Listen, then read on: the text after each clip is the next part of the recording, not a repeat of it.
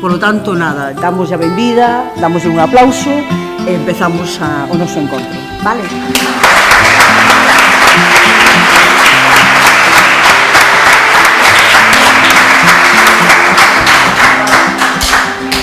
Bueno, grazas a todos e a todas pola asistencia, a Pilar polas palabras. Sempre cito unha frase dun grupo musical dos 80 que non vos dirá nada, un grupo que se chamaba Golpes Bajos de Vigo. Hai unha canción deles que se titula Devocionario, que ten unha frase, eles cantaban en castelán, pero a frase di: capitanes de 15 años que fuimos para ser ahora dos descoñecidos. Esa frase resume a miña escrita. Eu escribo desde o adolescente que fun, nun tempo que non había ordenadores, teléfonos móviles, WhatsApp, Line, Telegram, LOL, Steam, PlayStation, etcétera, etcétera. Un rapaz de Vilagarcía da Arosa como era eu, con 11, 12 anos, poucas cosas tiña que facer. O che gustaba o deporte, a mí nunca me gustou o deporte excesivamente, fui un pésimo futbolista toda a vida. Sempre me tocaba para andar de porteiro, elevaba cada zambombazo impresionante do malo que era. A única opción que había de ocio infantil naqueles itres era ler. Sempre tiven a sorte de que en casa dos meus pais foron os dous uns grandes lectores, hubo unha inmensa biblioteca, e tamén tiven a sorte de que onde vivía en Vilagarcía vivía detrás do concello onde estaba instalada no baixo a biblioteca municipal. Eu pasei má vida co fociño metido na biblioteca dos meus pais e co fociño metido na biblioteca municipal. Foi a época da miña vida que máis lín, seguramente desde os 11 aos 16 anos aproximadamente, lín moitísimo. E cando digo moitísimo falo de milleiros de libros. Lín todos os libros que había na casa dos meus pais, e había bastantes volumes, enciclopedias incluídas, por certo, son bastante fríquidas enciclopedias. Eses libracos gordos que van por orde alfabético, que non empregadas para nada, que estabas metido sempre na Wikipedia, pouco fiable, por certo. Cando comecei a escribir, sobre todo para rapaces, escribín desde esa perspectiva, desde esas lembranzas das miñas lecturas da adolescencia e das miñas vivencias da adolescencia. É moi influenciado fundamentalmente polo cine. Sigo sendo un grande cinéfilo, pero na adolescencia, nunha época en que na televisión se botaba moitísimo cine clásico de todas as épocas, pois papei moitísimo cine, e hai novelas miñas como a citada ambientada en México, Centauros do Deserto, que é todo un homenaxe ao cine do oeste que vin cando era rapaz. E prácticamente pois é recuperar un pouco as vivencias da miña adolescencia. Recoñezo que nos últimos anos, a pesar do que diga Pilar, non escribín nada, levo prácticamente 4 anos de seca. O malo que, bueno, como escribí moito, tiña bastantes orixinais nun caixón metidos en casa e funos publicando. Nestos momentos non me queda nun caixón unha novela de adultos que non sei se verá a luz, pero non teño absolutamente nada escrito. Na actualidade son taberneiro, estuve toda a mañá preparando almorzos e cafés con leite aos clientes do café que resento coa miña parella, e cheguei aquí pilladísimo de tempo. Acabei de taberneiro, supoño, porque me quedei nunha taberna. Sempre na bibliografía que apareceu desde o comezo nos primeiros libros que publiquei, gustoume resaltar que son neto de feireantes e taberneiros. As miñas dúas avoas tiñan dúas tabernas da aldea, unhas tabernas que hoxe xa non existen no noso país, como moitas outras cousas, unhas tabernas que eran lugar onde comer, tenda de ultramarinos, podíase comprar un fouciño, unha gadaña, podías comprar comida pos animais, o pan, comida para casa, dábase comidas, bebíase viños, xogabas as cartas, etcétera, etcétera. Eu criei-me de moi neno nesas tabernas que realmente era un centro social, cultural, onde se reunía toda a vida da aldea. Aínda lembro, eso que era moi pequeno, cando chegou o primeiro televisor en color a aldea, que foi o que se puso na taberna da miña avoa, e se congregou aquel día, eu creo que toda a aldea en pleno. Había máis xente fora da taberna que dentro, vendo por primeira vez unha televisión en color. Era un mundo fantástico. A taberna polo día estaba tomada polas mulleres, era o tempo das mulleres, era consultorio sentimental, de todo tipo, se contaban as vidas, dura, era xente da aldea, labrego, xente bastante humilde en xeral. Eu andaba por ali e escoitaba todas esas voces e todas esas historias. E pola noite era territorio de homes, claro.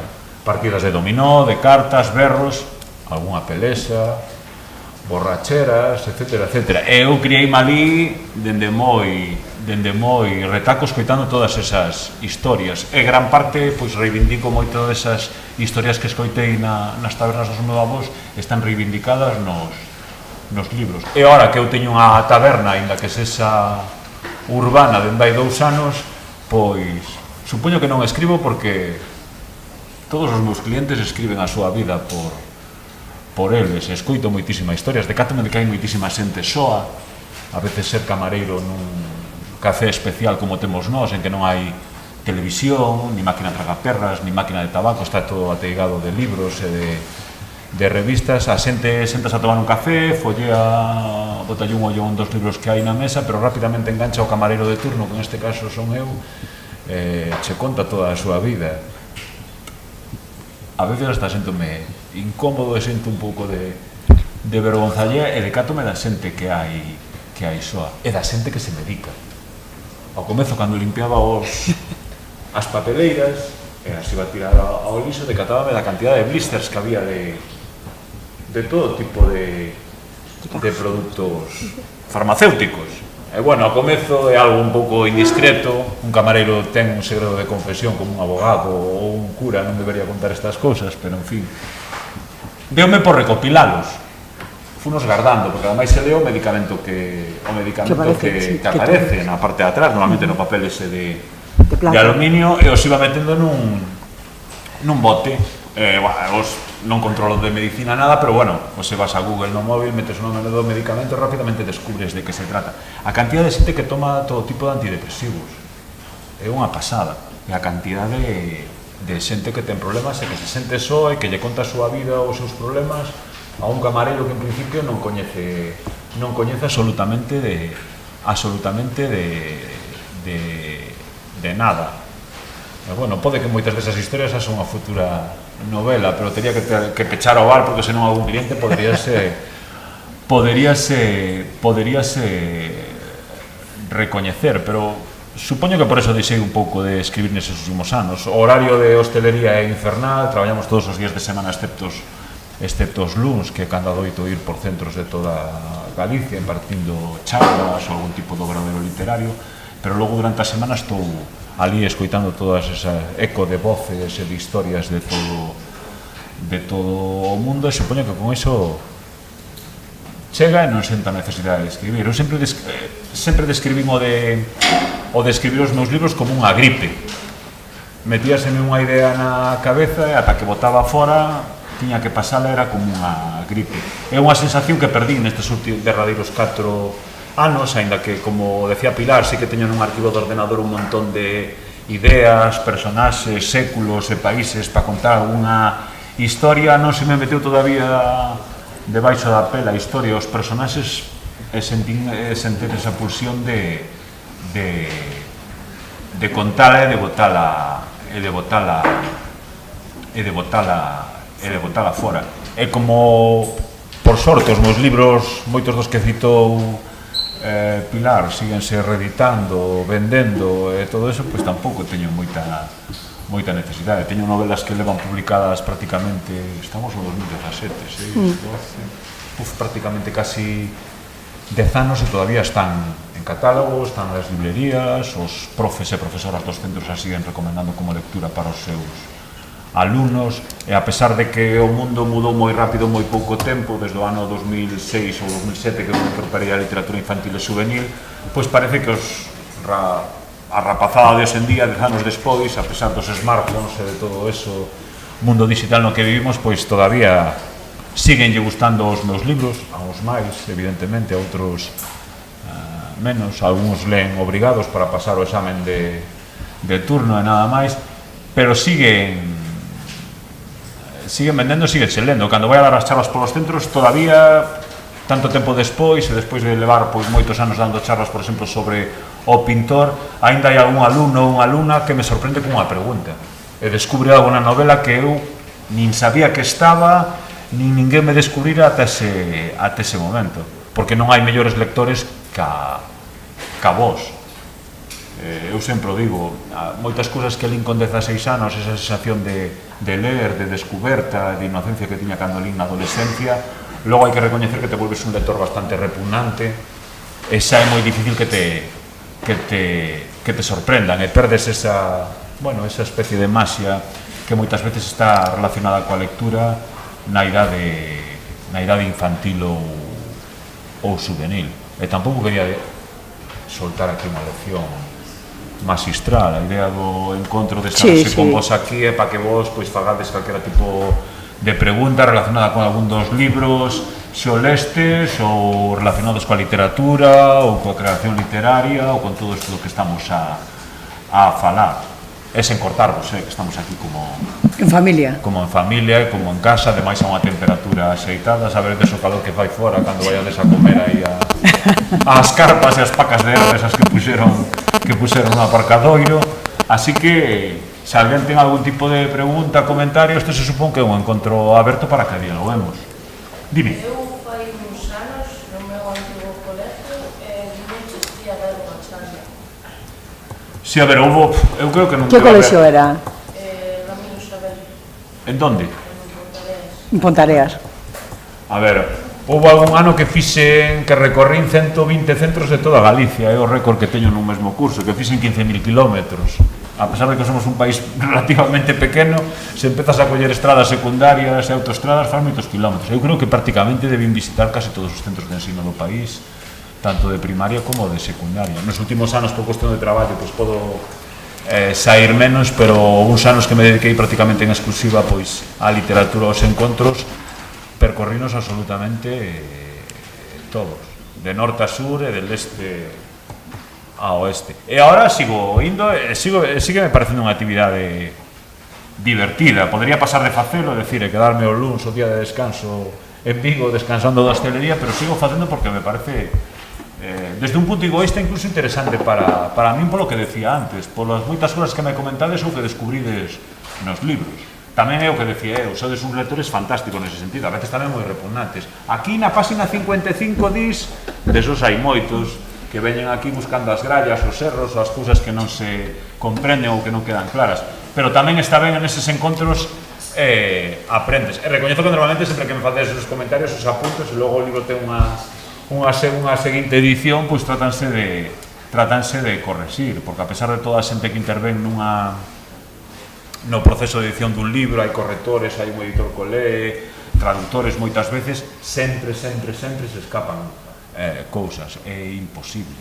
Eu sempre confeso que nunca lín os meus libros, é dicir, os meus libros cando xa están editados en formato libro non lín ningún, beso por enriba, beso que tal quedou a edición, as ilustracións está ilustrado, pero nin se me ocurre lelo, porque vou a topar algo que quedou mal ou vou a topar algo que quero cambiar, e unha vez que o libro queda impreso xa está fixado e xa non lle podo tocar. Ademais, durante o proceso de edición, a mellor liches un libro, pois non sei, entre probas, correccións e traduccións, pois non sei, nun período de 3 ou 6 meses lín o mesmo libro, pois non sei, 10 veces, e se vos digo a verdade, acabo aburrido deles, e ao mellor xa estaba escribindo outra cousa. Hai unha pregunta máis por aí? A ver, porque se non facese unha pregunta, fago eu algunha que pasou o Vías Leiras Pulpeiro, pasou unhas preguntas que podrían valer para calquera dos escritores, non? E entón, unha das preguntas que facían era si foi importante a túa familia no desenvolvemento da afición lectora, e sabemos que sí, non? Pero a segunda pregunta era se o profesorado dos centros onde estudaches tivo algún tipo de influencia sobre a túa afición lectora e incluso escritora. A ver, vou a quedar moi mal dicindo aquí, pero tive moi malos profesores sempre, un auténtico desastre. Pero a ver, estudié en outros tempos, non había a implicación que hai moitos dos vosos profesores en día. Eu estudiei de pequeña, ademais, en colexio de monsas, logo pasei mo ensino público. Evidentemente, as monsas que me deron clase, pois, preocupábanse de outras cousas e non de fomentar a lectura. Sí que tiven a sorte de que no IES da Guía onde estudiei e fixen o que hoxe sería a ESO e o bacharelato, tiven a sorte de que foi profesor meu Manolo Vilanova, escritor galego e poeta. E sí que me lembro que ele me recomendou, e tive unha especial relación con ele, me recomendou moitísimos libros. Pero fundamental a pulsión lectora neste caso non ven da escola, repito, eran outros tempos, senón que ven fundamentalmente da miña propia casa, que había moitos libros e meus pais eran grandes lectores, da proximidade da biblioteca municipal de Vilagarcía, onde venín, por exemplo, todo o Tintín, toda Asterios, había unha boa sección de cómics naquela altura. E logo, por exemplo, unha das miñas aboas, a miña aboa paterna, que prácticamente non fora a escola, porque empezou de moi nena a traballar cos anos e coa idade, coa xubilación, recuperou, pois sabía ler ben, pero escribir prácticamente o seu nome e os números, para facer as contas na tenda, pero pouco máis. Cando, por así decirlo, se xubilou e se fixo maior, recuperou entroulle unha obsesión por ler toda a vida e por haber. Era unha lectora extraordinaria. Eu tiña unha pequena competición con ela cando era rapaz e pasaba os veráns na súa casa, que era ver quen aguantaba máis dos dous polas noites lendo.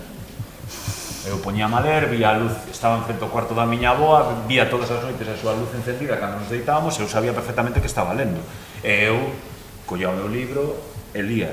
Sempre despertaba a mañá seguinte dormido, alguén me recollera as gafas, sabe que era miope, de moi pequeno, pousera o libro en riba da mesiña de noite, e era a miña avoa que entrara no cuarto. Era unha señora prácticamente analfabeta, pero que logo de maior leu, pero moitísimo, era unha auténtica devoradora de libros e de xornais. Lías os xornais de cabo a rabo, empezaba pola primeira páxina e lía absolutamente todo, esquelas, sucesos e de todo. E a miña imaxen dela é sempre cun libro na man, e dos meus pais tamén. Cando os nosos fillos eran pequenos, sempre me lembro que a imaxen que dibuixaba a miña cando empezaron a ir ao cole e a dibuixar e tal era que o anai ou eu estábamos cun libro na man, non me dibuixaban xogando ao fútbol ou facendo outro tipo de actividade. Nós temos a casa, bueno, hoxe vivimos nunha casa pequena, non temos sitio pos libros, están no café, todos amoreados, pero eles foron uns grandes lectores. O maior xa non é lector, evidentemente, ten 17 anos, está en outras cousas, está no mundo digital, no LOL, no Steam, en todas esas historias, pero a pequena que ten 12 anos e que está en primeiro da ESO sí que é unha lectora extraordinaria. E gustan os libros de tapa dura, ben grosos, destes de 700 páxinas. Os libros finiños así, de tapa branda, eso non son libros. Os libros teñen que ser uns tochos grosos de tapa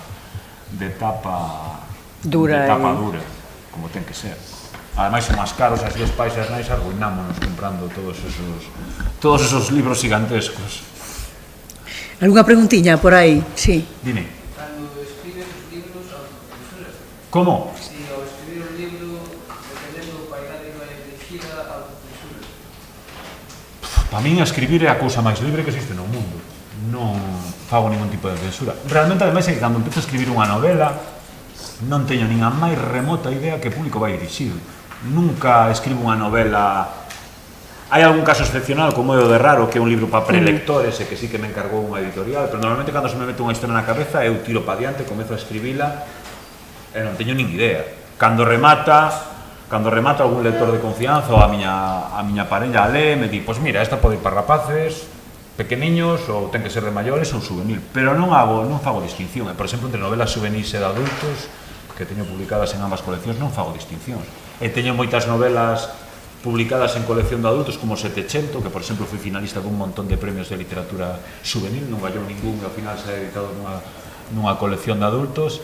E teño algún libro publicado nunha colección juvenil que no seu momento foi finalista dun premio de literatura adultos. Eu tiro para diante. Logo, moitas veces son os editores, cando publican os libros, que o incardinan, sobre todo por a prescripción escolar, nunha colección e lle poñen unha franxa de idade que eu tampouco comprendo moi ben nunca das franxas de idades, porque ti podes ter 11 anos e ser un lector extraordinario, podes estar lendo libros, por así decirlo, de adultos, e podes ter 16 anos e ter un nivel lector moito máis baixo e tes que andar lendo libros para nenos pequenos. É un rollo aproximado pola prescripción escolar, pero nunca me autocensurei, e máis, nunca moví unha coma dun libro por unha cuestión de corrección política, por así decirlo. Podo mover unha coma porque hai algo que non se entende, a correctora de estilo me di, mira, esta frase quedouche que é un churro, mellora, pero por unha cuestión de estilo, por unha corrección ortográfica, pero non por unha corrección de contido. E un dos meus libros preferidos, e que vos recomendou Pilar, que é Rinocerontes e Quimeras, é un dos meus libros menos vendidos, precisamente porque un libro, por así decirlo, moi políticamente incorrecto, porque os nenos protagonistas, con perdón, son uns cabróns impresionantes, é dicir, non son nada exemplares nese aspecto. Se parece que en moitos casos a literatura infantil e juvenil teñen que estar protagonizado por os ninos que teñen que ser casi monaguillos de igrexa, que teñen que ser exemplares e políticamente correctos. E non é o caso. Había unha má levantada. Había outra má, sí. Dime. Utilizaste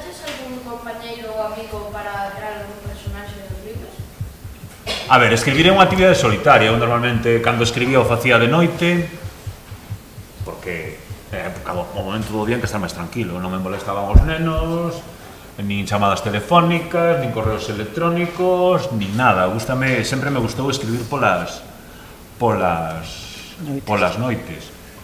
Sempre escribo con música, por exemplo, condición indispensable para escribir. Poño uns cascos, recoñezo que poño a música a todo trapo, música que non ten nada que ver co que estou escribindo, non vai relacionado, non é música de época para ambientarme, non ten nada que ver. É unha actividade solitaria, pero eu sempre digo que cando escribes con moitísimas cousas ao teu redor. Escribes coa tua familia, cos teus amigos, con todas as pelis que viches, os libros que liches, as músicas que escoitaches, e moitas veces, aínda mudándolle o nome ou colocando en outro tempo histórico ou en outro contexto, sí que tiras de xente que coñeces. Eu se mañá me teño que poñer a escribir unha novela que este protagonizada por un rapaz de 17 anos, recoñezo que teño pouca imaginación, se teño que facer unha descripción física, teño un cafre de 17 anos en casa, que vai en primeiro de bacharelato e vou tirar del. Se teño que pensar nun amigo con determinadas características físicas, pois sí que teño moitos amigos metidos nas novelas por algún detalle da súa personalidade ou alguna característica física, pero realmente aparecen con nome cambiado e non teñen nada que ver. Elles costaría recoñecerse, incluso, pero sí que evidentemente tiras da realidade da xente máis próxima, porque eu, a pesar de todo, teño pouca imaginación para esas cousas, sobre todo para as descripcións físicas e todo eso. Cústame pechar os ollos e imaginarme a cara do protagonista da novela. Normalmente tiro de alguén que coñezo. Que máis? Ti falabas de que lestes moito. Que libros te impresionaron? É dicir, que libros recordas que fora o primeiro que lestes? Ou se non o primeiro, que libro realmente che marcou ao longo da túa primeira etapa lectora? A ver, eu fui moi fan de Xulio Verne, un escritor que os está prácticamente abandonado polas novas xeracións, pero claro, cando era rapaz para min era unha descoberta. E fui moi fan sempre do cómic. Tintín para min é unha obra canónica, Asterix e Obelix, pero pode ser Valerian, e ainda hoxe sigo lendo cómics, e os nosos fillos leen moitísimos cómics, e manga, e anime, etcétera, etcétera. É dicir, que o cómic, o TVO e todas as revistas de cómics que naquela altura se publicaban no Estado español, ou se prácticamente desaparecidas, se non existe ninguna, foron unha gran influencia. E sobre todo unha gran influencia cinematográfica. Nun tempo que na televisión podías ver absolutamente todo tipo de cine, pero non podería quedarme con un libro en concreto, con un autor, sería moi complicado. Hai libros que lín na adolescencia que me deslumbraron, que me deixaron alucinado, e que logo volvín a coller con 30 anos e caeronse mos pés, dixen eu, pero como podía isto alucinarme? E houve libros que con 16 anos me pareceron un truño, collinos con 30 e quedei maravillado. E hai libros que sigo lendo prácticamente todos os anos desde que son adolescente, fundamentalmente de poesía. Aí sí que estou máis enganchado, que son libros que revisito constantemente, ou contos de Cortázar, ou de Borges, autores sudamericanos. Son lecturas que sempre me siguen, que están os libros enriba da mesiña de noite, ou no cuarto, ou no salón, que o abro o chou e leo un relato. Sí. Dime. E algo de biografías de publicar un libro dixéronte que non por carteras, non? A ver, eu tardei moitísimo en publicar. Pilar comentou que gañei moitísimos premios a partir do 2006 que publiquei a miña primeira novela. O que non dixo Pilar é que durante os 30 anos anteriores, por así decirlo, perdín todos os premios habidos da literatura galega. É dicir, eu levaba anos e anos escribindo e presentándome a premios e nunca gañaba. E mandando orixinais ás editoriais que logo me devolvían amablemente nun sobre cunha carta dicíndome que, bueno, que o orixinal que lles enviaba estaba moi ben, pero que non cadraba, pois, nas súas coleccións. Recoñezo que sí, que unha vez que publiquei o meu primeiro libro, Sari Soñador de Mares, no 2006, enganchei unha racha espectacular de publicacións e de premios. En estos momentos non teño ningún problema por editar, é dicir, podría escribir unha novela mañá e sí que sei que teño 3 ou 4 editoras que a publicarían sin ningún tipo de problema, pero nunca me pasou de levar un libro a unha editorial, moitas veces porque xa os libros estaban premiados previamente, o premio levaba a publicación, ou porque xa o editor me chamara 50.000 veces esperando polo libro novo que estaba escribindo porque quería quería publicalo. Recoñezo que en eso tive moita sorte, pero é a partir de que publico o meu primeiro libro. Antes, algún editor que me rexeitou algún original, logo foi un gran fan miño e publicoume libros. Logo incluso eu son moi vengativo, rancoroso, recoñezo. Nin esquezo, nin perdón. Logo levei a carta que me rexeitara algunha das novelas, pero bueno, supoño que daquela non sería o mesmo escritor, nin as novelas estarían á altura, era moi novo, escribiría moitísimo peor. Pero prácticamente desde 2006 todas as novelas que escribín están publicadas, e as 3 ou 4 que tiña nun caixón e que me quedaron destes anos de seca tamén se publicaron, acaba de publicarse a última hora e uns meses, tanto en galego como en castelán, unha nova novela juvenil, e me queda un tocho de novela de adultos de 500 páxinas, que supoño que de 500 páxinas, que supoño que un día destes se publicará, pero bueno, son malos tempos para a literatura. Dime. ¿Alguna vez publicaste algún libro por compromiso sin querer publicarlo? Non. Era o que comentaba, ou foran premiados ou unha vez que o remataba yo enviaba ao editor, estaba encantado de publicalos. Na tetraloxía esa que publiquei en castelán, que foi originalmente escrita en galego, pero logo por cuestións do mercado non houve edición galega, únicamente se publicou en castelán. Sí que foi a primeira vez que fixe unha especie de a raíz da publicación do Pintor do Sombreiro de Malvas, cando se publicou en castelán, lle fixe unha proposta de editora propoñéndolle esa serie de 4 libros, non os tiña escritos, o que fixe foi unha pequena memoria de presentación cos personaxes, os títulos das novelas, de que ian a tratar, para ver se lles interesaba, porque claro, ser unha colección de 4 libros, pois era un traballo bastante importante como para poñerme durante un ano a escribilos para que se publicase. A editora me dixo que sí, que estaría encantada de publicalo, e sí que foi a primeira vez que as pasei canutas escribindo, porque claro, neste caso o prazo foi marcado por a editorial, tienen que entregar unha novela cada 3 meses durante un ano. Andei bastante pillado de tempo, porque ademais a novela logo tiña que ser ilustrada, editada, era unha colección, e sí que aí pasei bastantes agobios, o fixen esa vez, pero xa non o volvín a facer nunca máis. E algunha vez que me fixeron un encargo, procurei poñer un prazo bastante amplo de produción e de publicación para que non me pillase o carro. Estás referindo a ver si vos digo o título. O Samurái do Rei. El Samurái del Rei, que son 4 libros. A verdade é que ten unha presentación desos que lle gustou teu fillo, Sí, de pascadura, de luxo, é o libro mellor editado que teño, porque se gastaron unha pasada os da editorial, ilustracións a todo color, símbolos xaponeses. É a historia de un samurái xaponés que durante o século de ouro pois está perdido por España. Está escrito moito antes que Águila Roja, aviso, se algún coñece a serie. Sí, non vai a ser que pensedes. Ten unha base histórica porque houve unha embaixada de samurais xaponeses que percorreu España durante o século XVIII, quedou un samurái perdido aquí durante 5 anos. Eu retomo esa figura, non se sabe absolutamente nada dele, conta as súas aventuras pola España do século XVIII. Aparecen moitos personaxes históricos como Lope de Vega ou o pintor Velázquez. Había unha man ali detrás que cantaba. Sí. Cal foi a tua primeira obra e con cantos anos escribiste? Cando era rapaz? A ver, eu prácticamente levo escribindo desde a adolescencia. Pois eu lembro que cando entrei o cose sería primeiro, segundo, terceiro da ESO, lembro que no Instituto da Guía polo Día das Letras Galegas, daquela era lectivo o día, ainda non era festivo como agora, se organizaba pois no centro un gran día dedicado ás letras galegas, ao autor das letras, e o propio instituto organizaba un concurso tanto de relato como de poesía. Eu presenteime e gañei tanto de relato como poesía. Foi o meu debut nos premios literarios. O problema é que logo tardei 30 anos en volver a gañar outro premio, non? Tive un tempo de seca aí importante. Foi un pequeno relato sobre un sanatorio psiquiátrico, lembrome perfectamente, o mito do rei Artur, que é un mito do rei que me mola moito, e o poema sí que non me lembro absolutamente nada de que ia, porque perdino xa. Eu non son moito de guardar, daquela escribías en papel, pero eu desde 2006 e incluso antes escribo todo en un ordenador portátil como este. Os ordenadores ademais averíanse de cando en vez, escangállanse. Eu son un desastre coas copias de seguridade e confeso que perdín máis de unha novela e máis de un comezo de novela por estropeárseme o ordenador, ou porque logo nunha tienda de informática me cobraban 300 euros por recuperar o disco duro. É como que non, 300 euros é moita pasta nin por unha novela comezada.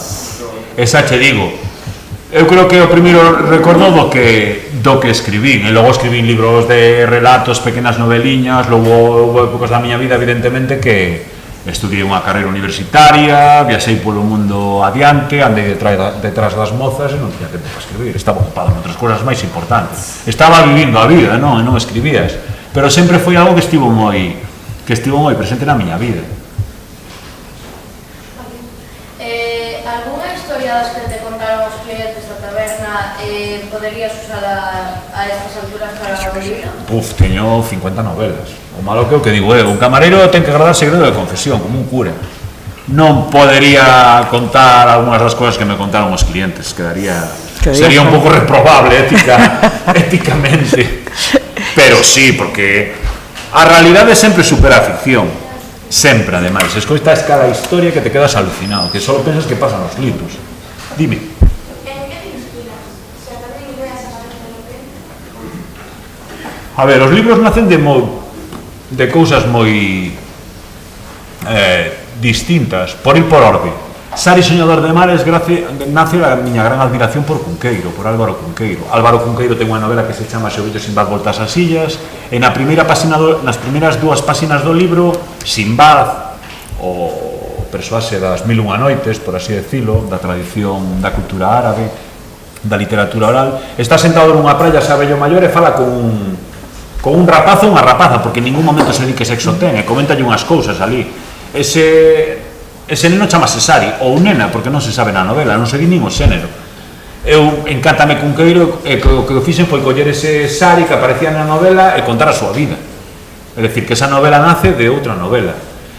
Algunha outra novela miña nace de algo tan tonto como unha nova nun xornal. O carteiro de Bagdad nace dunha nova nun xornal. Lín toda a problemática que tiñan os carteiros de Bagdad para entregar as cartas durante a guerra iraquí, que me pareceu algo fascinante para contalo. No caso, por exemplo, de Palabras de Auga, un día andando na rede, lendo un xornal digital, ves unha referencia dunhas mulleres que viven no Chad, nun país do centro de África que se está asolado por unha guerra civil. Esas mulleres viven en un lugar tan pobre que para dar de comer aos seus fillos roban a comida ás formigas. É dicir, sachan nos formigueiros, peneiran a terra dos formigueiros e aparecen os grans e as sementes que as formigas recolleron. Elas con eso fan unha fariña e alimentan os nenos. A mí pareceume tan terrorífico que unhas mulleres tivesen que roubarlle a comida ás formigas para alimentar os seus fillos, que decidín escribir unha novela sobre unha desas mulleres. Outro día estou escoitando a radio, iba no coche, ademais para un centro, e poñen unha peza dun trompetista de orixe mexicano, que foi un trompetista bastante coñecido nos anos 50 en Estados Unidos, e o locutor di que cando era neno foi trompetista de Pancho Villa, o revolucionario mexicano. E dixen eu, coño, vaya historia. Busquei información do tío, hai moi pouca información, pero efectivamente o seu pai, cando era pequeno, era músico, tiña unha orquestina montada cos seus fillos, eran 4 ou 5, iban tocando polas vilas de México. E un día Pancho Villa os ve tocar nunha vila, encántalle como tocan, e os leva no seu exército en plena revolución con eles como a súa orquesta particular. Levaos a forza, evidentemente, poñenlle unha pistola na cabeza e lle din ao pai, mira, tío, os teus fillos con nos a facer a revolución. E collín e decidín contar esa historia, inventada totalmente, pero parte dun feito real. E moitas veces nace das miñas aficións ou admiracións persoais. Setecento nace pola miña paixón pola música clásica barroca. Eu sou un gran fan da música barroca culta, por así decirlo, encántame Vivaldi, e narro os 2 últimos anos de vida de Vivaldi en Italia. É dicir, que moitas veces as novelas, eu non me poño a pensar un día, me quedo así cos ollos pechados, espero a que se me acenda unha lámpada na cabeza, se me ocurra unha historia. Normalmente proceden das miñas aficións particulares e persoais. Eu sou un gran lector de ciencia ficción, por exemplo, non tanto de fantasía, pero sí de ciencia ficción. En cambio, nunca me deu por escribir unha novela de ciencia ficción. É algo que teño aí pendiente, escribir unha distopía destas tan de moda hoxe en día, pero por ahora non se me acendeu a bombilla. Que máis? Dime. Alguna vez alguén ou algún feito che fixo sentir que non valías como escritor? Como? Alguna vez? Alguén ou algún feito che fixo sentir que non valías como escritor? A ver, eu está documentado No ano 2005 tiña, bueno, ainda teño o blog, o malo que prácticamente non escribo nel, agora escribo no Facebook e no Twitter, que me parece bastante máis divertido. Tiña un blog, e no ano 2005 eu pusera que xa desesperado por non dar publicado ningún libro, por non gañar ningún premio, que ese ano mo poñía como tope para seguir coa escritura e que se non o deixaba. É dicir, hai constancia na rede, podes buscar nos arquivos do blog e dicir que non é unha cousa da miña invención. Tiven a sorte de que ese ano, no verán, gañei o premio de poesía do Concello de Recarral e me publicaron un libro de poesía en Espiral Maior, e que ese mismo ano pusos en contacto a editorial Tambre comigo, o editor Ignacio Chao, que é editor meu aínda na actualidade, porque lle mandaron uns capítulos por correo electrónico dunha novela que estaba escribindo, que era Sari, e me di que sí, que a publica, que lle parece moi interesante. É dicir, que eu nese momento estaba desesperado, porque levaba anos intentando meter a cabeza no mundo editorial, era moi complicado. Dos premios sempre se sabe os que gañas, evidentemente ninguén fai publicidade dos premios que perde. Eu, ao longo da miña vida, perdí moitísimos premios, e nos últimos anos gañei moitos, pero tamén perdí un lote deles. Pero recoñezo que desde o ano 2006 caí neste mundo da literatura de pé e viu todo un pouco rodado. Que máis? Había alguna máis? Dime. Hai algún tipo de escena que te coste escribir máis, como, por exemplo, acción, alguna loita ou...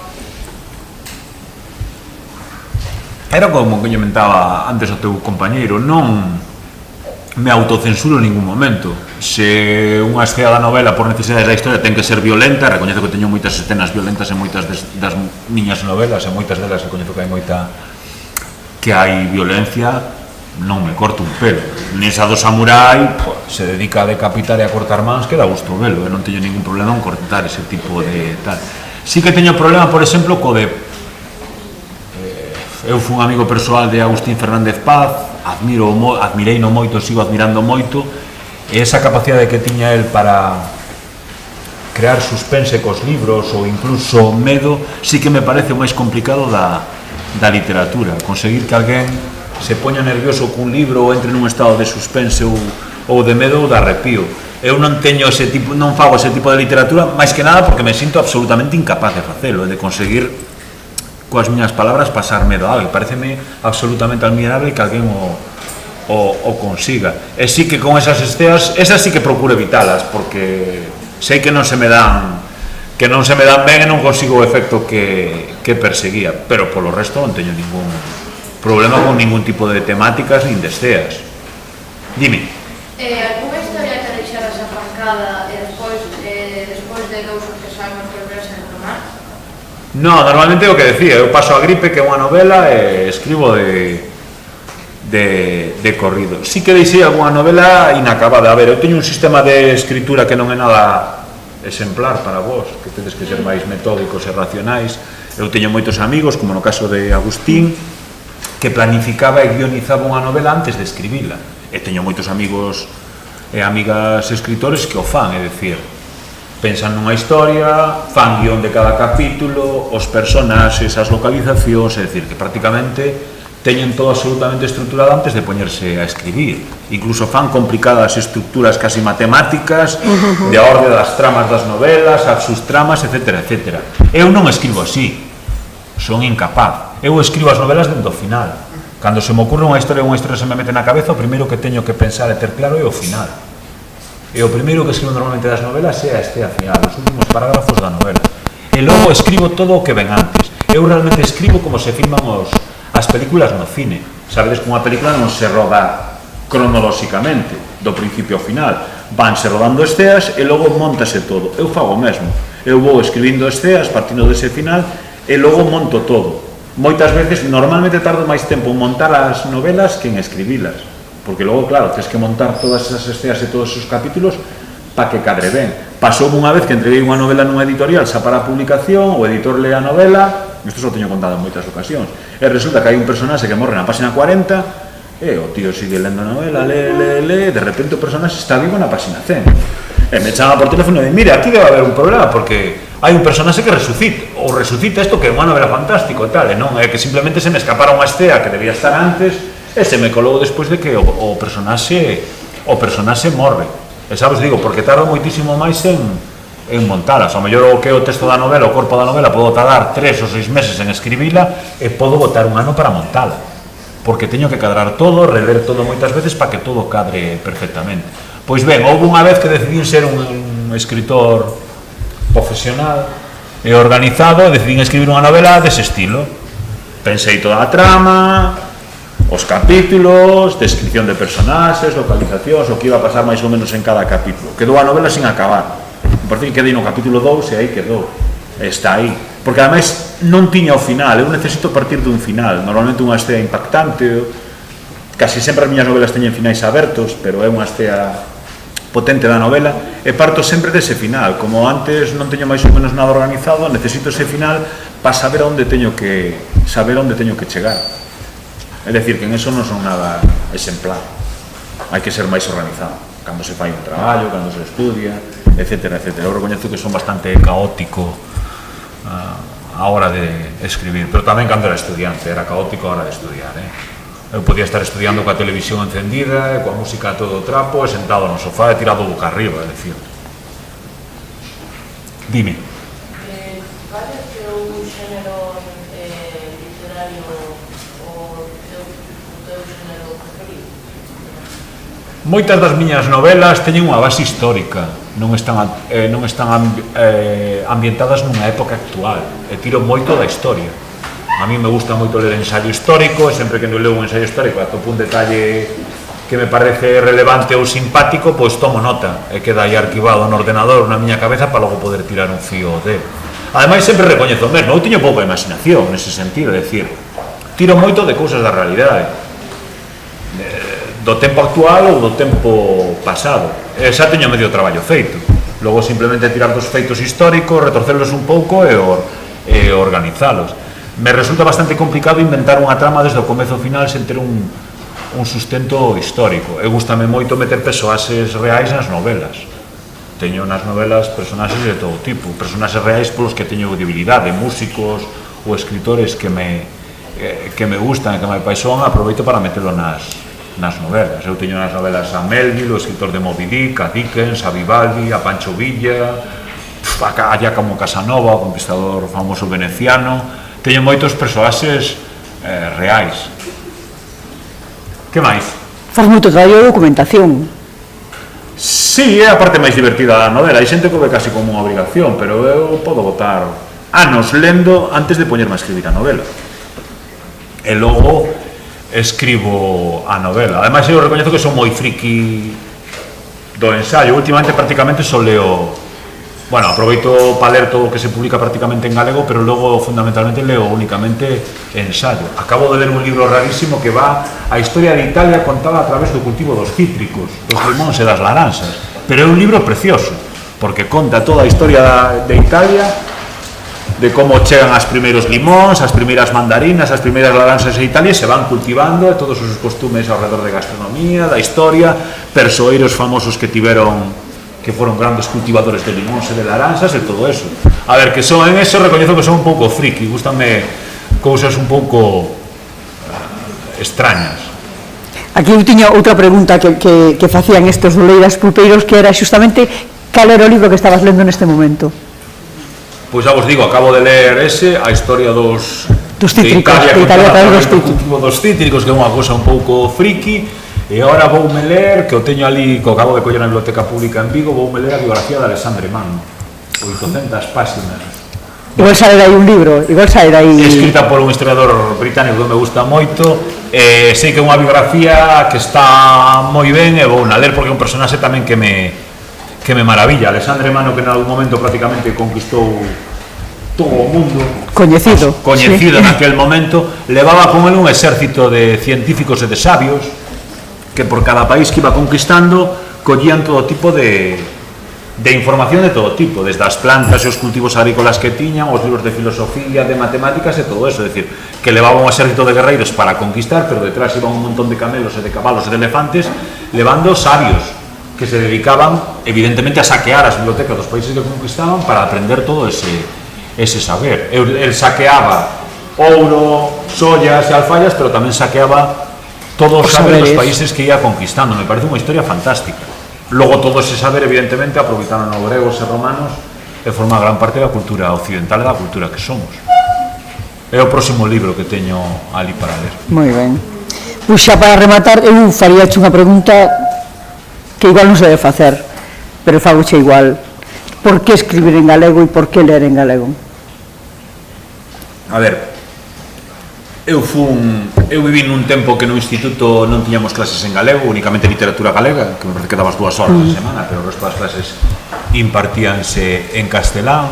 Confeso que os meus primeiros pasos na literatura son en castelán, influenciados polas lecturas que naquel momento facía, pero sempre digo o mismo, nos anos 80 caen nas miñas mans algúns libros de literatura galega que se estaba publicando naquel momento, os primeiros libros de Suso de Toro, Polaroid, ou un libro de poesía de Manolo Rivas que se chama Ningún cisne, a literatura de Lois Pereiro, a que logo lle dedicado a Días Letras, e descubro que en galego podes escribir de todo, porque a imaxe que eu tiña da literatura galega de todos aqueles autores mortos que te obligaban a ler no instituto. E naquel momento, dun xeito natural, pasei a escribir en galego, e desde aquela non o deixei. Cando comecei a traballar de abogado, traballei moitos anos de abogado penalista, tamén todo o meu desenvolvemento profesional fixeno en galego, e o fixen dun xeito natural. Recoñezo que os meus avós eran galegofalantes, pero tiñan ese estigma de que entre eles falaban en galego, ou na taberna falaban en galego cos clientes, pero logo cando se dirixían a nós, os nosos netos, falábamos en castelán. Pero bueno, ese presuizo sigue existindo, o sigue tendo moita xente, pero eles se senta mellor de outro tempo e de outra cultura, e facíano así. E para min o galego non supuso ninguna limitación de ningún tipo. Teño os libros traducidos ao castelán, ao catalán, ao euskera, ao castelán, ao inglés. Viaxei dando charlas por universidades alemáns, charlas en galego, en varias facultades de Alemanha, para alumnos de linguas románicas, gracias aos meus libros en galego. Fui unha feira do libro de Guadalajara en México polos meus libros en galego, é dicir, que non me supuso ningún problema. As grandes editoras de Madrid e de Barcelona saben que posiblemente a mellor literatura infantil e juvenil que se fai no Estado español é galega. Oístedes eso? É moi fácil. Oístedes eso? É que igual se vos pasa, igual non vos dades conta do que acaba de decir. A mellor literatura infantil e juvenil que se fai no Estado español é a galega, pero con diferencia de aquí a calquera outro lugar. E as grandes editoras que publican a literatura infantil e juvenil en Madrid e en Barcelona teñen tamén editoras, divisións que publican en galego, en catalán e euskera. E é moi fácil o trasvase, é dicir, que te publiques unha obra en galego de Lise que acabe publicada en castelán, en catalán ou euskera, é bastante sincero, se a obra está ben e ten certo éxito, certas vendas. É moitísimo máis explicado, por exemplo, na literatura de adultos. Un editor de Madrid ou de Barcelona non lee nada do que se publica en literatura de adultos en Euskadi ou en Cataluña ou en Euskadi, é moito máis complicado. Pero ali sempre houve un trasvase moi doado dunhas linguas a outras. E tamén hai grandes editores nas casas de Madrid e Barcelona que son de orixe galega, que ven perfectamente originais sin ningún problema en galego ou en castelán. E os grandes premios a nivel estatal de literatura infantil e juvenil teñen o detalle que admiten orixinais en calquera das linguas do Estado español. Eu non me podería presentar ao Planeta, solo admiten orixinais en galego, pero eu me podo presentar ao premio en castelán, eu me podo presentar ao premio de DB en Barcelona porque admito orixinais en calquera das linguas do Estado español. E puiden presentarme ao La Delta en Madrid porque Edelvives admite orixinais en calquera das linguas do Estado español. É dicir, ese plurilingüismo que si respetan as editoriales de LIS non é respetado nas editoriales de literatura adulta ou en calquera dos ámbitos do mundo español. Outro día lín en Twitter unha cousa curiosísima: a televisión estatal sueca, nun exemplo de plurilingüismo fantástico, que coñece a un rapaz que está ali emigrado traballando, cada vez que emiten un programa aparecen abaixo unha especie de símbolos e se pode ver ese programa de televisión en todas as linguas que se falan en Suecia. E cando falan todas as linguas, falo de alguna lingua minoritaria que falan 5.000 persoas en Suecia. E están traducidas a súa lingua propia dobradas. En Suecia, aparte do sueco, falanse moitísimas outras linguas, desde o finés, o suomi, linguas moi minoritarias. Pois a televisión sueca non ten ningún problema en traduciros.